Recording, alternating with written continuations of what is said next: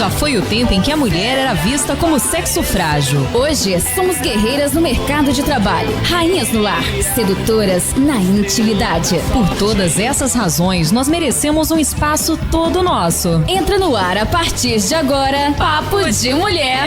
Aqui você tem voz, aqui você tem vez. Os nossos parceiros são Laboratório Vila Rica, doutora Sidneia Aparecida Galo, Dr. Antônio Valentim Sâncio, Imafar Farmácia de Manipulação, Casa do Biscoito, Dr. Rômulo Tavares, urologista, terapeuta Angélica Jacó, Clínica Lavir, com a cirurgiã dentista Carol Guedes.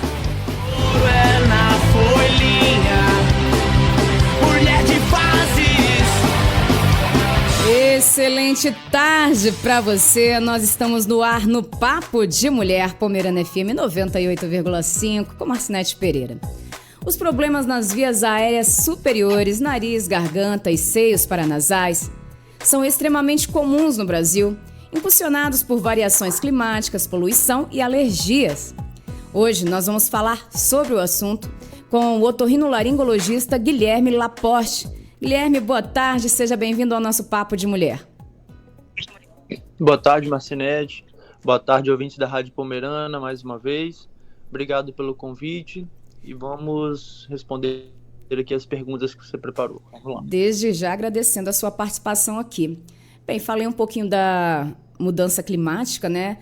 Mudanças bruscas de temperatura realmente causam gripe ou apenas facilitam que o vírus já circulando se instale nas vias aéreas? Na verdade, a alteração brusca de temperatura, Marcinete, elas facilitam a instalação dos vírus que já estão circulando. Por quê? Porque a alternância muito brusca entre frio para quente ou quente para o frio, isso gera um certo descontrole no sistema imunológico. Isso é como a gente pode dizer, diminui a imunidade do paciente. E aí, diminuindo a imunidade do paciente, aí o paciente fica mais suscetível à infecção pelos vírus, bactérias e fungos do ambiente. Por que algumas pessoas espirram ou ficam com o nariz entupido assim que entram em um ambiente com ar-condicionado, Guilherme? Então, exatamente por conta dessa mudança brusca de temperatura, né? Se a pessoa está num local quente e tem aquele choque de temperatura ao entrar para um local com ar refrigerado, mais resfriado, isso desencadeia uma resposta da via aérea superior chamada de rinite vasomotora. É uma resposta dos narizes, dos vasos sanguíneos do nariz, em que gera um aumento do corneto inferior, que é uma carne esponjosa do nariz, e, consequentemente, o aumento dessa carne leva à obstrução nasal. E também, né, existe o caso dos ar-condicionados aí que não são submetidos à manutenção periódica. Por exemplo, se um ar-condicionado está com filtro que já passou do tempo de fazer revisão, está com mais poeira acumulada, ele fica ventilando ácaro, poeira e detritos ali para o ambiente e o paciente acaba respirando aquilo ali e desencadeia rinite. E existe, então, uma temperatura ideal para o ar-condicionado que seja menos agressiva para o nariz e garganta?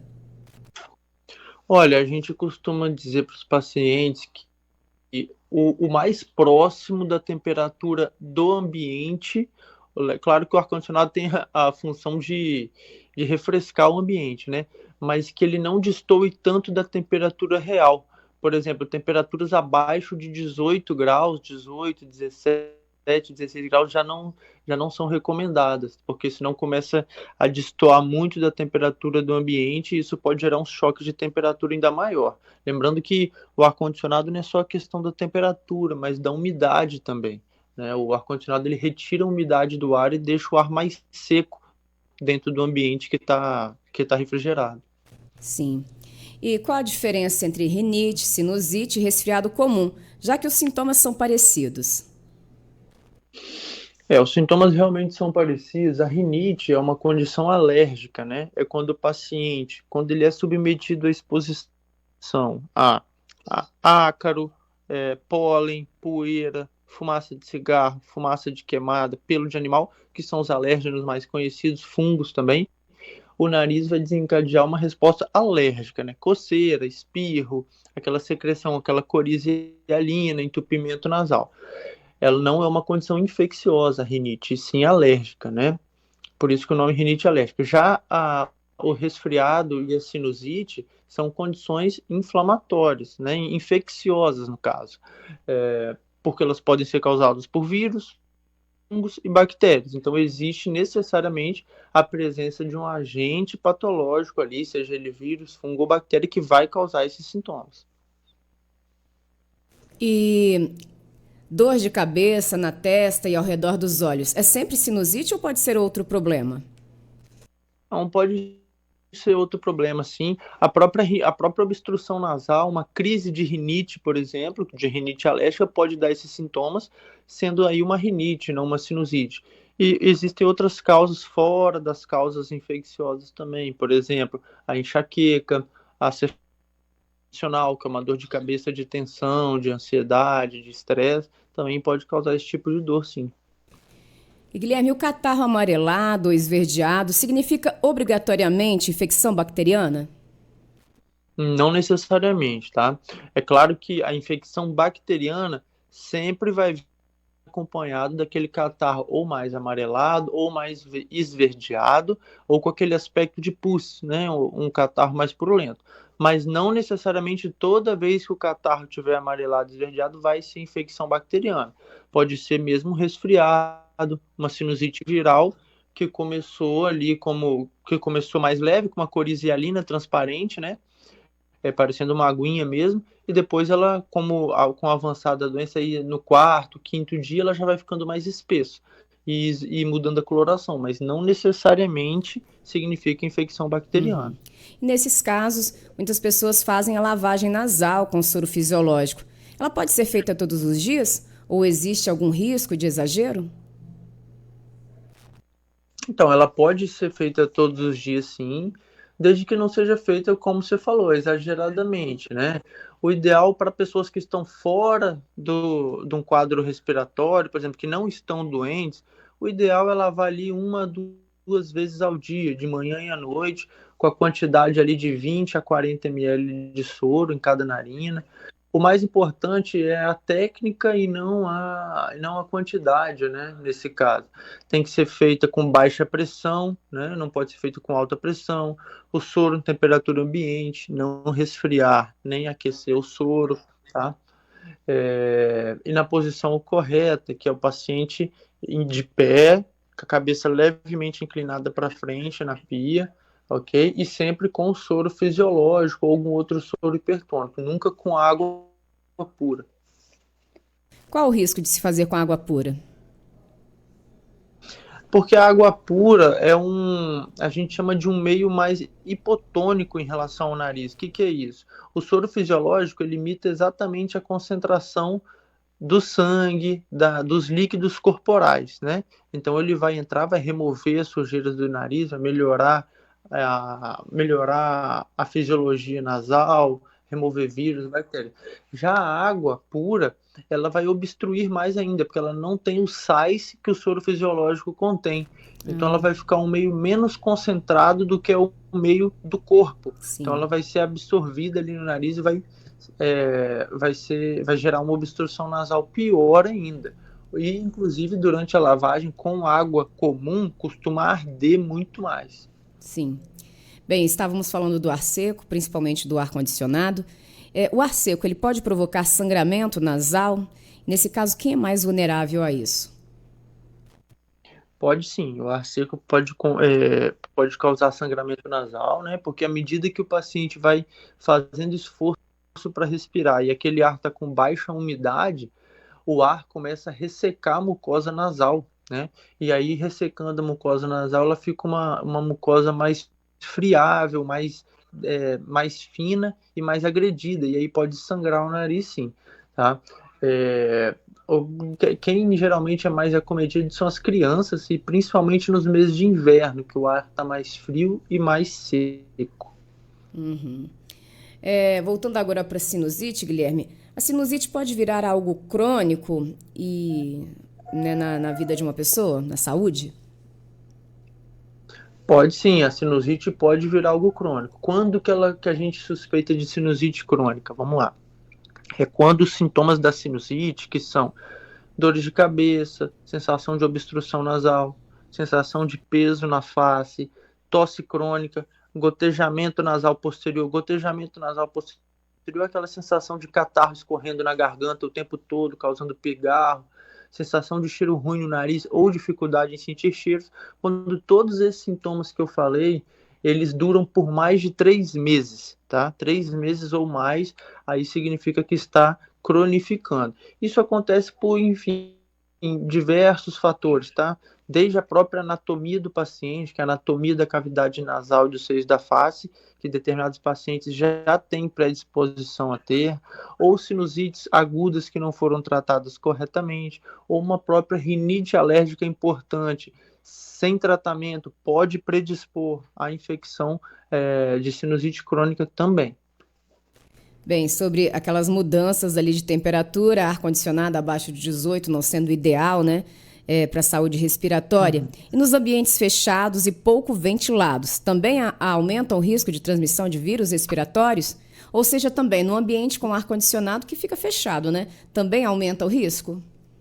Sem dúvida, sem dúvida. É por isso que os vírus, um dos fatores que fazem aumentar as infecções no inverno são os ambientes fechados, porque no inverno, no frio, as pessoas tendem a fechar mais a casa, os locais de comércio, as pessoas se aglomeram mais, né, dentro dos estabelecimentos, então facilita a recirculação dos vírus e bactérias ali. Então, sem dúvida, locais fechados e sem ventilação, sem ser arejados adequadamente, eles aumentam a circulação e a transmissão de um para outro, sim. Mas e nos locais fechados que dispõem de ar-condicionado? Também? Também, menos porque o ar-condicionado ele faz uma espécie de circulação do ar ali dentro desse local, tá? Ele tira o ar quente e úmido de dentro do local, do estabelecimento, pega o ar que está lá fora, condensa, condiciona ele para um ar mais frio e mais seco e joga para dentro do ambiente para poder climatizar aquele ar, né? Então ele, querendo ou não, ele gera uma recirculação, uma circulação uma de troca, ar, né? melhor do que se o ar, se o ambiente parado. Totalmente fechado e sem ventilação nenhuma. Mas ainda assim, mesmo gerando essa circulação de ar, não é o ideal. O ideal é um ambiente ventilado, com portas e janelas abertas, né? Que aí diminui de fato a contaminação. Sim. Sono e alimentação influenciam na imunidade? No que diz a saúde das vias aéreas? Totalmente, não só das vias aéreas, né? A imunidade protege a gente de toda e qualquer infecção que possa estar disponível aí no ambiente, né? Inclusive das vias aéreas. Então, um sono de qualidade, uma alimentação saudável, uma rotina diária de atividades físicas, né, mantém aí o controle da imunidade, sem dúvida. A imunidade, né, desmistificando um pouco do que é a imunidade.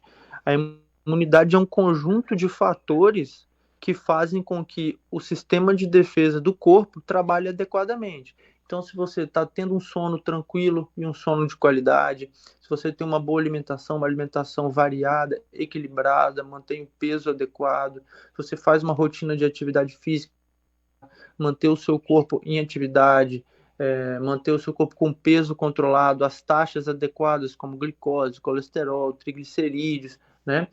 Todos esses fatores contribuem para que o desempenho do seu sistema de defesa seja muito favorável e assim vai evitar qualquer tipo de infecção, inclusive infecção das vias aéreas.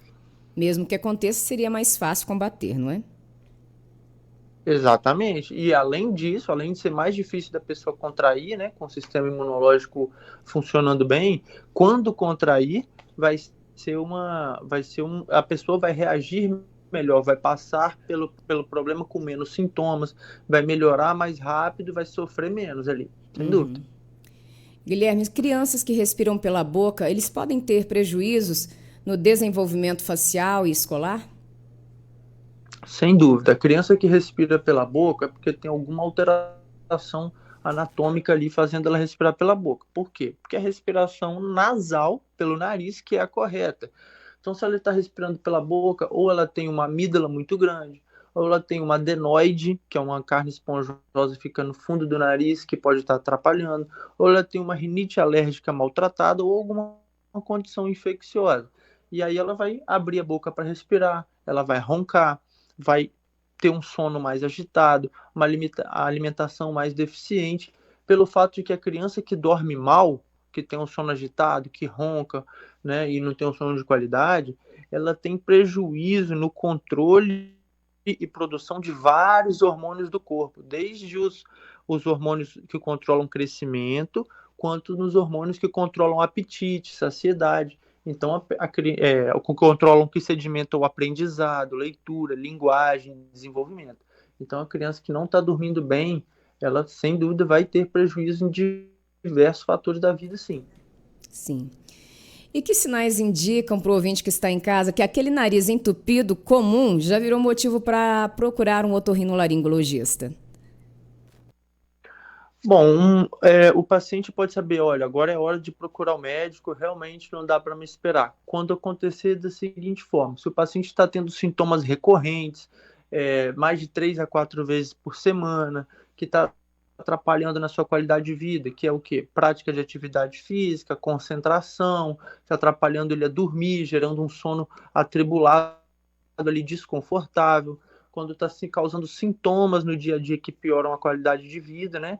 Ou qualquer sintoma que fuja da normalidade. Por exemplo, um nariz que geralmente produz pouca secreção e secreção transparente, começa a produzir a secreção de alguma cor diferente, sentir cheiros ruins no nariz, esteja com dificuldade de sentir cheiros e gostos, né? Então, quando essas queixas elas vão se arrastando, ficando muito frequentes e duradouras na vida do paciente e causando prejuízo para o seu bem-estar no seu dia a dia, sem dúvida é hora de procurar um médico, de preferência especialista. Bem, Guilherme, agradeço a sua participação novamente. Os nossos microfones continuam abertos para você. Recado final para os nossos ouvintes? Claro, eu que agradeço o convite mais uma vez, né? O inverno, estamos saindo do verão e nos aproximando do inverno aí, então essas orientações são sempre importantes da gente se manter atento e evitar a transmissão dos vírus e bactérias respiratórias. Mas já muda a temperatura, aquela chuvinha... Uma boa tarde aos ouvintes da Rádio Pomerânia. Guilherme, só lembrando que no outono, agora que estamos, já muda a temperatura, o pessoal já fica resfriado, gripado, né? O outono também é disso. Sem dúvida. O outono já é aquela, vamos dizer assim, uma preparação para a chegada do inverno, né? E como o nosso verão, a gente teve temperaturas muito altas, muito acima da média, essa quebra e essa ruptura que tem para o outono e inverno é bem favorável aí aos problemas das vias aéreas superiores. Muito obrigada, boa tarde e até o nosso próximo encontro, Guilherme. Obrigado, boa tarde, fiquem com Deus. Amém. Bem, o nosso Papo de Mulher finaliza por hoje, agradecendo desde já o carinho da sua audiência. Espero você no próximo encontro, hein? Aqui na 98,5, sempre ao meio-dia, o Papo de Mulher. Beijo grande, tchau, tchau!